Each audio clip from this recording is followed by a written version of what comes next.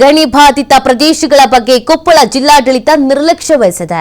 ಗಣಿ ಬಾಧಿತ ಪ್ರದೇಶಗಳನ್ನು ಅಭಿವೃದ್ಧಿ ಮಾಡೋದಕ್ಕೆ ಹಿಂದೇಟು ಹಾಕಲಾಗ್ತಾ ಇದೆ. ಗಣಿ ಬಾಧಿತ ಪ್ರದೇಶಗಳ ಅಭಿವೃದ್ಧಿಯ ಹಣ ಬೇರೆಡೆಗೆ ಕೊಡ್ತಾ ಇದ್ದಾರೆ ಡಿಸಿ. ಹೀಗಾಗಿ ನಮ್ಮ ಗ್ರಾಮಗಳ ಯಾಕೆ ಅಭಿವೃದ್ಧಿ ಮಾಡ್ತಾ ಇಲ್ಲ ಅಂತ ಪ್ರಶ್ನೆಯನ್ನ ಕೇಳಲಾಗ್ತಾ ಇದೆ. ಗ್ರಾಮಸ್ಥರು ಹಾಗೂ ಗಣಿ ಮಾಲೀಕರು ಜಿಲ್ಲಾಧಿಕಾರಿಗಳಿಗೆ ಮನವಿ ಮಾಡ್ತಿದ್ದಾರೆ. ಅಭಿವೃದ್ಧಿಗೆ ಡಿಎಂಎಫ್ ಫಂಡ್ ಬಿಡುಗಡೆ ಮಾಡಿ ಅಂತ ಆಗ್ರಹಿಸಲಾಗ್ತಾ ಇದೆ. ಡಿಎಂಎಫ್ ಫಂಡ್ ನಲ್ಲಿ 60% ಗಣಿ ಬಾಧಿತ ಪ್ರದೇಶಗಳಿಗೆ ನೀಡಬೇಕು. ಈ ರೀತಿ ನಿಯಮ ಇದ್ರೂ ಕೊಪ್ಪಳ ಜಿಲ್ಲಾಧಿಕಾರಿ ನಳಿನ್ ಅತುಲ್ ನಿರ್ಲಕ್ಷ್ಯವನ್ನ ವಹಿಸ್ತಾ ಇದ್ದಾರೆ. ಬರೋಬ್ಬರಿ 7,100 ಕೋಟಿ ರಾಜಧಾನ ಕಟ್ಟಿದಂತ ತಾಲೂಕಿನ ಬಗ್ಗೆ ಇದೀಗ ನಿರ್ಲಕ್ಷ್ಯವನ್ನ ವಹಿಸಲಾಗ್ತಿದೆ ಅನ್ನುವಂತ ಬೇಸರ. ಕೊಪ್ಪಳ ಜಿಲ್ಲಾಡಳಿತವೇ ಈ ಒಂದು ನಿರ್ಲಕ್ಷ್ಯವನ್ನ ಮಾಡ್ತಾ ಇದೆ ಅಂತ ಹೇಳಲಾಗ್ತಾ ಇದೆ. ಆ ಕಾರಣಕ್ಕಾಗಿ ಇದೀಗ ಸಾರ್ವಜನಿಕರು ಪ್ರಶ್ನೆಯನ್ನ ಮಾಡ್ತಾ ಇದ್ದಾರೆ. ಅಭಿವೃದ್ಧಿಗೆ ಅಂತ ಫಂಡ್ ಅನ್ನ ಬಿಡುಗಡೆ ಮಾಡಿ ಯಾಕೆ ಅಭಿವೃದ್ಧಿ ಮಾಡ್ತಾ ಇಲ್ಲ ಅನ್ನೋದು ಅವ್ರ ಪ್ರಶ್ನೆ ಆಗಿದೆ. ನೋಡಿ, ಇದು ಗಣಿ ಬಾಧಿತ ಪ್ರದೇಶ, ಆದ್ರೆ ಜಿಲ್ಲಾಡಳಿತದ ನಿರ್ಲಕ್ಷ್ಯದಿಂದ ಸಾಕಷ್ಟು ಸಮಸ್ಯೆಯನ್ನ ಎದುರಿಸಲಾಗ್ತಾ ಇದೆ. ಆ ಕಾರಣಕ್ಕಾಗಿ ಇದೀಗ ಸಾರ್ವಜನಿಕರು ಪ್ರಶ್ನಿಸ್ತಾ ಇದ್ದಾರೆ. ಅಭಿವೃದ್ಧಿ ಮಾಡೋದಕ್ಕೆ ನಿಮಗೇನ್ ಸಮಸ್ಯೆ ಅನ್ನೋದನ್ನ ಪ್ರಶ್ನಿಸ್ತಾ ಇದ್ದಾರೆ.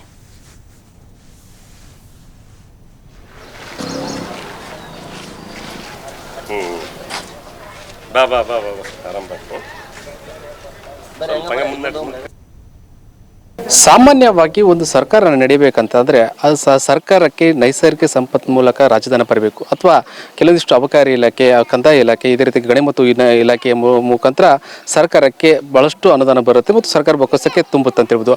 ಈ ಕಾರಣಕ್ಕಾಗಿ ಇವತ್ತು ಕೊಪ್ಪಳ ಜಿಲ್ಲೆಯ ಏನು ಗಡಿ ತಾಲೂಕು ಅನಿಸ್ಕೊಳ್ಳುವಂಥ ಕುಷ್ಟಗಿ ತಾಲೂಕಿನಲ್ಲಿ ಬಹಳಷ್ಟು ಏನಂದ್ರೆ ಇಲ್ಲಿ ಗ್ರಾನೈಟ್ನ ಒಂದು ಕಲ್ಲು ಗಣಿಗಾರಿಕೆ ಇರುವಂಥದ್ದು. ಇಲ್ಲಿ ಏನಾಗಿದೆ ಸಮಸ್ಯೆ, ಯಾಕೆ ಈ ರೀತಿ ಇಲ್ಲಿನ ಗ್ರಾಮಗಳು ಅಂದ್ರೆ ಗಣಿ ಬಾಧಿತ ಗ್ರಾಮಗಳು ಯಾಕೆ ಡೆವಲಪ್ಮೆಂಟ್ ಆಗ್ತಾ ಇಲ್ಲ?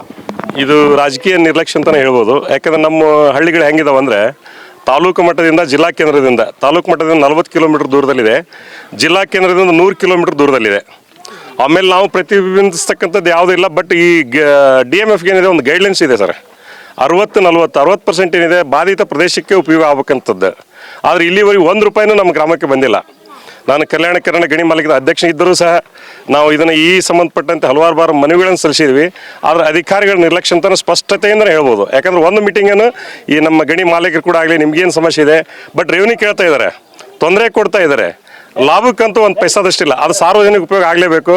ಯಾಕಂದ್ರೆ ನಮಗೆ ಮುಖ್ಯ ರೋಡ್ ಬೇಕು. ದಯವಿಟ್ಟು ಮೊದಲು ನಮಗೆ ಏನಾದ್ರು ಆಗಬೇಕಂದ್ರೆ ಈ ಗ್ರಾಮಗಳು ಅಭಿವೃದ್ಧಿ ಆಗಲೇಬೇಕು. ಯಾಕಂದ್ರೆ ನಮ್ಮದು ಹುಟ್ಟಿದೂರು ಇದು.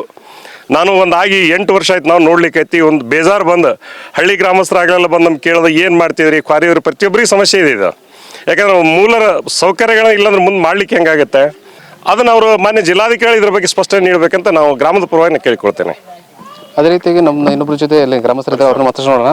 ಸರ್, ಈಗ ಟೋಟಲ್ 80 ಕೋಟಿ ಹಣ ಇರುವಂಥದ್ದು DMF ಫಂಡ್ ಅಲ್ಲಿ, ಅಂದ್ರೆ ಇಲ್ಲೇ ಈ ಗಣಿ ಬಾಧಿತ ಪ್ರದೇಶಗಳಿಗೆ ಅಭಿವೃದ್ಧಿ ಸಲುವಾಗಿ ಇಟ್ಟಿರುವಂಥ ಹಣ, ಅದನ್ನ ಬೇರೆ ಕ್ಷೇತ್ರಕ್ಕೆ ಹೋಗ್ತಾರೆ, ಬೇರೆ ಬೇರೆ ಅಭಿವೃದ್ಧಿ ಕೆಲಸಕ್ಕೆ ಬಳಸ್ತಾರೆ.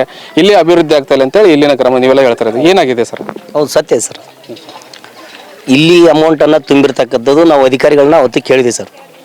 ಕೇಳಿದ ತಕ್ಷಣ ಅವ್ರು ಅದನ್ನೇ ಹೇಳಿದರು, ನೀವು ಸರಿಯಾಗಿ ಕೇಳಿಲ್ಲ. ಒಂದು ಕೇಳದೇ ಇರೋದಕ್ಕೆ ಇಲ್ಲಿ ಅವತ್ತಿನಿಂದ ಇವತ್ತಿನ ಜನಪ್ರತಿ 18 ವರ್ಷದಿಂದ ಕೂಡ ಇದೇ ಒಂದು ವಾತಾವರಣ ಸೃಷ್ಟಿ ಮಾಡ್ಕೊಂಡು ಹೊಂಟಾರ. ಮಾಡದೆ ಹೋದ್ರೆ ಉಗ್ರವಾದಂಥ ಹೋರಾಟವನ್ನು ಬಂಡಲ್ ಗ್ರಾಮಸ್ಥರು ಸುತ್ತಮುತ್ತಲಿನ ಗ್ರಾಮಸ್ಥರು ಕೂಡ ನಾವು ಹೋರಾಟ ಮಾಡೋಕೆ ಒಂದು ರೂಪರೇಷನ್ ಕೂಡ ರೆಡಿ ಮಾಡ್ಕೊಂಡಿದ್ದೀವಿ ಸರ್. ದಯವಿಟ್ಟು ನೀವು ಬಂದು ಈ ಪ್ರಸಾರ ಬಿತ್ತರಿಸಿದ ಕೂಡಲೇ ಅವರು ನಮಗೆ ಸ್ಪಂದನೆ ಮಾಡಿದ್ರೆ ಸರಿ, ಸ್ಪಂದನೆ ಮಾಡದೆ ಹೋದ್ರೆ ಅಂದರೆ ನಾವು ಉಗ್ರವಾದ ಹೋರಾಟಕ್ಕೆ ನಾವು ಕರೆ ಕೊಡುವಂಥ ಒಂದು ರೂಪರೇಷನ್ ಕೂಡ ನಾವು ಆಲ್ರೆಡಿ ಸಿದ್ಧತೆ ಒಳಗಿದ್ದೀವಿ ಸರ್. ಅದ್ರ ಜೊತೆಗೆ ಇನ್ನೊಬ್ರು ಇದ್ದಾರೆ, ಅವರು ಮತ್ತೆ ನೋಡೋಣ. ಸರ್, ಈಗ ಏನು ಸಮಸ್ಯೆ ಆಗುತ್ತೆ ಅಂದರೆ ಈ ಗ್ರಾಮಗಳಲ್ಲಿ, ಈ ಗ್ರಾಮ ಸೇರಿದಂತೆ ಸುತ್ತಮುತ್ತ ಗ್ರಾಮಗಳಲ್ಲಿ ಯಾವ ರೀತಿ ಡೆವಲಪ್ಮೆಂಟ್ ಆಗಿಲ್ಲ, ಎಷ್ಟು ಸಮಸ್ಯೆ ಆಗಿರೋದು ಅಂತಂತಾರೆ? ನಿಜವಾಗ್ಲೂ ನಿಮಗೆ ಅಭಿನಂದನೆ ಸಲ್ಲಿಸ್ತೀನಿ ನಮ್ಮ ಗ್ರಾಮಕ್ಕೆ ಬಂದಿದ್ದಕ್ಕೆ. ಸೊ ಇದು ಸೌಲಭ್ಯಗಳು ಮಾತ್ರ ದೊರಕಲೇಬೇಕು. ಗಣಿ ಭೂಜ್ಞ ಇಲಾಖೆಯಿಂದ ನಮಗೇನು ಬರಬೇಕಾಯ್ತು DMF ಫಂಡ್, ಅದನ್ನು ಇಲ್ಲಿ ಸದ್ಬಳಕೆ ಆಗಲೇಬೇಕು. ಅದನ್ನು ನಾವು ಈ ಮೂಲಕ ಶಾಸಕರುಗಳಿಗೆ ಹಾಗೂ ಮಿನಿಸ್ಟರ್ಗಳಿಗೆ, ಮಂತ್ರಿಗಳಿಗೆ ಈ ಮೂಲಕ ನಾನು ಗ್ರಾಮದ ಪರವಾಗಿ ನಾನು ಮನವಿಯನ್ನು ಸಲ್ಲಿಸ್ತೇವೆ. ಇವೆಷ್ಟು ಅಂದರೆ ಗ್ರಾಮಸ್ಥರ ಮತ್ತು ಒಟ್ಟಲ್ಲಿ ಏನಂತಂದ್ರೆ ಈ ರೀತಿ ಏನಂತಂದ್ರೆ ಕೆಲವೊಂದಿಷ್ಟು ಏನಂದ್ರೆ ಅಧಿಕಾರಿಗಳು, ಜಿಲ್ಲಾಧಿಕಾರಿಗಳು ಇರ್ಬೋದು ಮತ್ತು ಸಚಿವರು ಇರ್ಬೋದು, ಶಾಸಕರು ಇದು ಗಣಿ ಬಾಧಿತ ಪ್ರದೇಶಗಳನ್ನು ನಿರ್ಲಕ್ಷ್ಯ ಮಾಡ್ತಾ ಇದ್ದಾರೆ. ಸಾಕಷ್ಟು ಅನುದಾನ ಇದ್ರೂ ಸಹ ಅವನ್ನ ಯುಟಿಲೈಸ್ ಮಾಡಲು ಕೂಡ ಇಲ್ಲಿನ ಅಧಿಕಾರಿಗಳು, ಶಾಸಕರು, ಸಚಿವರು ನಿರ್ಲಕ್ಷ್ಯ ವಹಿಸಿದ್ದಾರೆ. ಈಗಲಾದರೂ DMF ಫಂಡ್ ಅನ್ನ ಇಲ್ಲಿಗೆ ನಮಗೆ ಬಿಡುಗಡೆ ಮಾಡಬೇಕು, ಬಿಡುಗಡೆ ಮಾಡಿ ನಮ್ಮ ಪ್ರದೇಶಗಳನ್ನು ಅಭಿವೃದ್ಧಿ ಮಾಡಬೇಕು. ಇಲ್ಲವಾದಲ್ಲಿ ಉಗ್ರವಾದ ಹೋರಾಟ ಮಾಡ್ತೀವಿ ಅಂತೇಳಿ ಇಲ್ಲಿನ ಗ್ರಾಮಸ್ಥರು ಎಚ್ಚರಿಕೆ ನೀಡುವಂಥದ್ದು. ಕ್ಯಾಮರಾ ಪರ್ಸನ್ ಅಂಜನಪ್ಪ ಜೊತೆ ನಾಗರಾಜ್, TF ನ್ಯೂಸ್, ಕೊಪ್ಪಳ.